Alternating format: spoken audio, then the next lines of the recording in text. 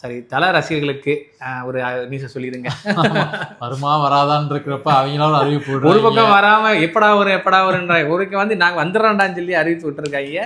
அதுல பாத்தீங்க அப்படின்னா ஏப்ரல் 10 குட் பேட் அக்லி வந்து திரைக்கு வரப்படும் அப்படின்னு சொல்லிட்டு இன்னைக்கு அதிகாரப்பூர்வமான ஒரு போஸ்டர் வந்து அந்த டீம் வந்து ரிலீஸ் பண்ணியிருக்கானுங்க. கிட்டத்தட்ட பார்த்தீங்கன்னா ஆள் பார்த்தீங்கன்னா நெலிஞ்சு தலை மட்டும்தான் இருக்கு.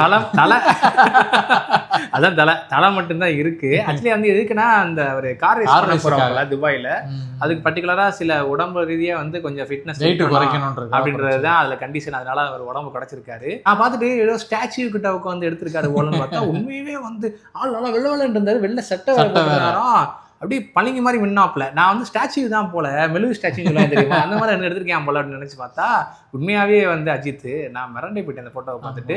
ஸோ குட் பேட் அக்லி பார்த்தீங்கன்னா ஏப்ரல் 10 ரிலீஸ் ஆகுது. ஓகே,